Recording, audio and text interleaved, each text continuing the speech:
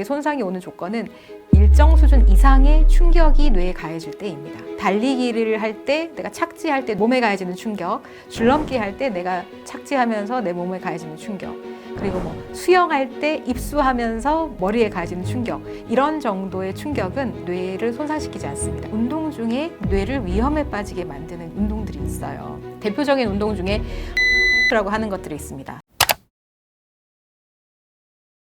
이제 요즘에 근육이 굉장히 중요하다라는 말씀들을 많이 하시고, 그래서 근육의 중요성에 대해서 많이 인지하시기 때문에 달리기 같은 운동을 했을 때 근육이 빠지면 어떻게 하나, 그 중요하다는 근육이 빠지면 안 될 텐데, 이런 걱정들도 많이 하세요. 근육을 키우는 운동은 근력 운동, 웨이트 트레이닝이 있는데, 저항성 운동이라고 우리가 부르는. 근데 그 운동은 방법이 어떤 특정 근육에 일정 수준 이상의 부하를 가해서 그 근육이 커지는, 즉 근비대를 유도하거나 아니면 근력이 커지는, 근력 강화하는 그 두 가지 효과를 기대하는 운동입니다. 그래서 보통 보시면 특정 근육을 좀 고립해서 그 근육에 일을 많이 시켜가지고 그 근육이 이제 커지도록, 즉 상처가 나서 그 근육이 다시 회복되는 과정에서 근육이 커지고 근력을 키우는 원리로 그 근력 운동이 이루어지는데, 그런 운동과는 좀 다르죠. 달리기는 전신 운동이고, 그리고 물론 하체에 주로 부하가 가해지지만 어쨌든 하체에서도 특정 한 근육만 일을 하지는 않고 굉장히 다양한 하체의 근육들이 다 동참을 하는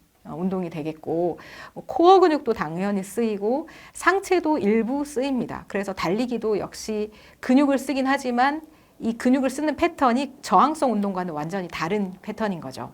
따라서 어떤 특정 근육을 키우겠다, 특정 근육의 힘을 키우겠다, 이렇게 만들어진 운동과는 다르기 때문에 어쩔 수 없이 근비대의 효과나 근력 강화의 효과가 똑같을 수는 없습니다. 두 개를 놓고 비교하면 그럴 텐데요. 그렇지만 달리기를 하지 않는 것보다는 당연히 달리기를 하는 것이 특히 하체 입장이나 코어 입장에서는 근력 강화가 되고요.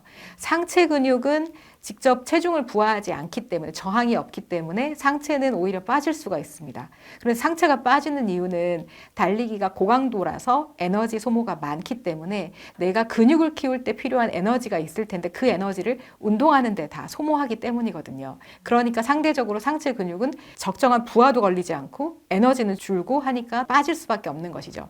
그런데 이제 그걸 보고 근손실이 온다 이렇게 생각하실 수 있는데, 그거는 그렇지 않고 몸 전신적으로 봤을 때는 근력 강화는 되고 근손실이 오지 않는다 이렇게 볼 수 있고요. 따라서 만약에 달리기를 하면서 내가 근육의 볼륨을 좀 유지하고 싶다 하면 더 잘 드셔야겠죠. 내가 달리기로 일정 에너지를 소모를 하더라도 내가 또 다른 에너지 섭취를 충분히 잘해서 근육을 만드는 데 혹은 근력을 키우는 데에도 그 에너지가 쓰일 수 있도록 만들어주는 것이 필요하기 때문에 적절한 운동 그리고 적절한 에너지 섭취, 이 두 가지의 요건만 잘 맞는다면 달리기를 한다 해서 근손실이 온다는 말은 전 동의하기가 어렵습니다.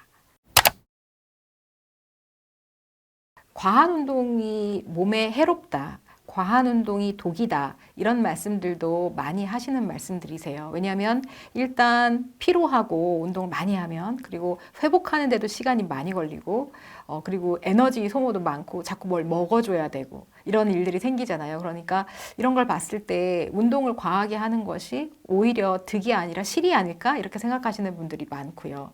그리고 실제로도 과거에는 심장과 관련해서 운동을 많이 하면 할수록, 유산소 운동을 강하게 하거나 혹은 운동량이 많아지면 심장에 그만큼 해악이 된다, 이런 얘기들이 많았습니다. 왜냐하면 심장도 근육인데 심장이 운동하는 내내 뛰다 보면 그 근육에 분명히 이제 악영향이 갈 거다, 이런 우려들이 많아서 예전의 논문들에서는 운동이 일정 수준 이상으로 많아지면 이득이 줄어든다 해서 일정 수준 이상의 운동을 하지 않는 것을 권하는 논문들이 많이 있었는데요. 과연 그럴까의 의문을 가진 또 다른 연구진들이 그 이후에 후속 연구들을 했고, 후속 연구들을 해보니 운동의 상한선은 없다가 현재 답입니다. 그래서 예전에는 운동을 많이 하면 어쨌든 심장이 굉장히 우리 생명에 중요하고 건강에 중요하니까, 심장이 위험해진다는 것 자체가 우리 몸이 이제 위험해지는 거니까 건강에 오히려 해가 된다라고 생각했었지만, 계속 연구를 더 이제 데이터들을 모아보고 그다음에 또 장기 추적을 해보니까 운동을 많이 하면 할수록 오히려 사망률도 줄고 계속해서 줄고, 그래서 운동은 내가 만약에 할 수 있고 나의 삶에 지장을 주지 않는 한도 내에서라면 많이 하면 할수록 좋은 것이 맞습니다. 저는 이제 뇌를 보는 의사이기 때문에 뇌에 좋은 것은 많이 하고 싶고, 뇌에 위험한 것은 안 하고 싶고 피하고 싶고 또 주변에 누군가가 한다면 뜯어 말리고 싶고 이런 마음이 늘 있거든요. 왜냐하면 이제 실제로 뇌를 보시면 다 그걸 실감하실 텐데 뇌라는 조직은 정말 연약한 조직입니다. 정말 중요한 조직이고 우리가 뭐 생각하고 느끼고 운동하고 말하고 기억하고 이런 것들을 뇌를 거치지 않고 할 수 있는 것은 단 하나도 없는데도 불구하고 이 뇌라는 조직을 실제로 보면 정말 연약하구나 이걸 알 수 있거든요. 근데 그 연약하고 작은 뇌가 정말 무수한, 정말 한계가 없는 정말 많은 뭐 일을 해내잖아요. 뭐 정말 멋진 예술 작품, 정말 멋진 철학 뭐 사상, 뭐 아주 선의의 어떤 멋진 이런 것들을 다 해내는데 그리고 뭐 인류 문명도 다 뇌에서 왔고 그런데 그 뇌를 상하게 하는 행위들이 있습니다. 그렇다면 그 연약한 뇌를 잘 보호하고 다치지 않게 하는 것이 일단 가장 먼저일 것이고 내가 아무리 좋은 음식을 먹고 잘 운동해도 뇌를 한번 다치게 하면 그 뇌는 낫기가 어렵거든요. 그래서 일단 뇌는 보호해줘야 되는데 운동이라고 할 때 우리가 이 운동은 나한테 득이 될 거야 혹은 나에게 즐거움을 줘 해서 운동을 시작하고 하는데 운동 중에 뇌를 위험에 빠지게 만드는 운동들이 있어요. 그래서 저라면 이 세상에 다양한 운동이 있고 많은 운동이 있지만 가급적이면 그런 운동은 좀 피하고 싶다가 저의 마음이고 만약에 저의 가족이 그런 운동을 한다 했을 때도 저도 그냥 보고 있지는 않을 것 같아요. 대표적인 운동 중에 우리가 컨택트 스포츠라고 하는 것들이 있습니다. 사람과 사람이 몸으로 부딪히게 되어 있는 운동들이 있어요. 대표적인 게 복싱 그리고 뭐 미식축구 이런 것들은 끊임없이 사람과 사람이 몸을 부딪히거나 몸을 혹은 가격을 할 수도 있는 것이고 넘어뜨릴 수도 있는 것이고 이런 운동들은 뇌에 순간 굉장히 강한 충격이 가해질 위험이 있습니다. 물론 아닐 수도 있죠. 경기 내내 뇌에 가격이 되거나 뇌에 충격을 입지는 않는데요. 운동을 하다 보면 그 경기를 하다 보면 어쩔 수 없이 의도치는 않았어도 그런 일들이 생길 수가 있습니다. 그러면 그걸 피할 수가 없어요. 그 뇌 충격이. 근데 이제 뇌 충격이 단 한 번으로도 정말 큰 손상이 오는 경우도 있고요. 한 번으로 큰 손상이 오지 않았어도 일정 수준 이상의 충격이 뇌에 한 번, 두 번, 세 번 이렇게 반복이 되면 뇌는 계속 세포가 죽습니다.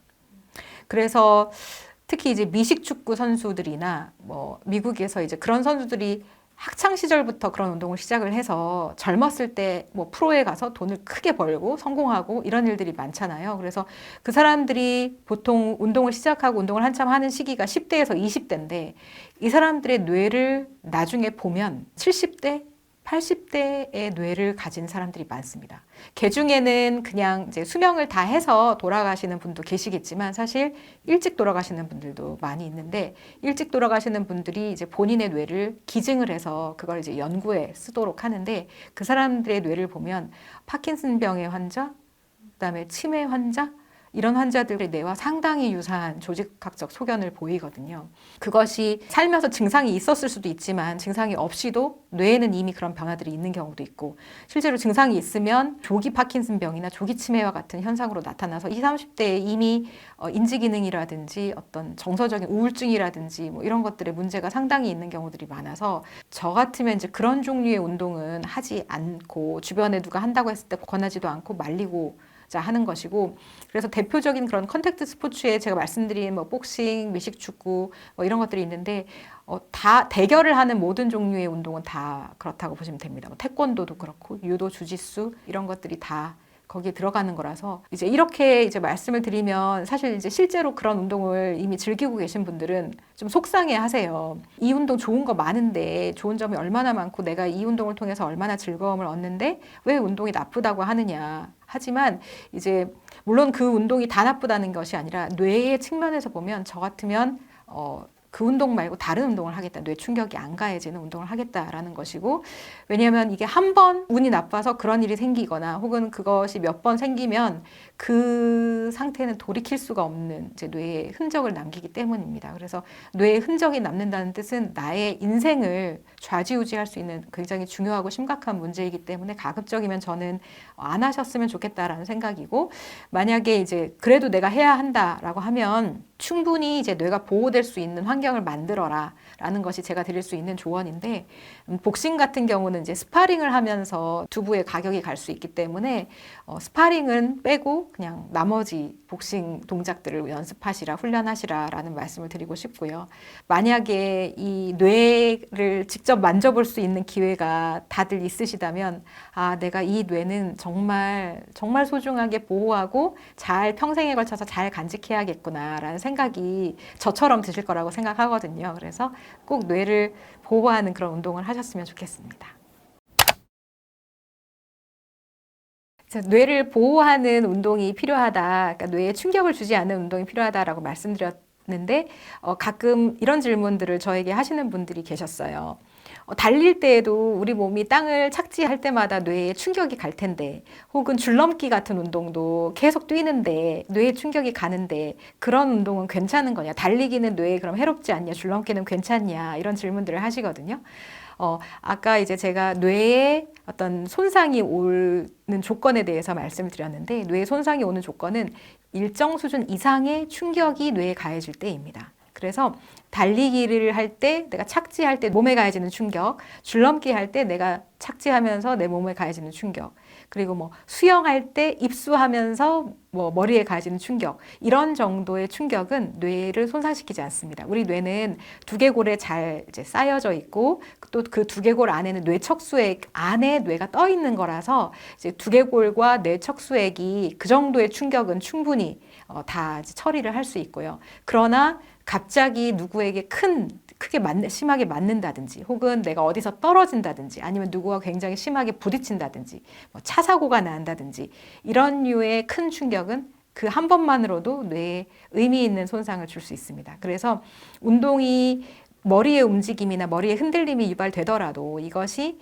굉장히 경미한 그냥 조금의 움직임이나 충격이라면 그것은 뇌손상으로 이어지지 않는다. 그러니까 안심하시고 달리거나 줄넘기나 수영 이런 것들은 하셔도 된다. 이렇게 알고 계시면 되겠습니다.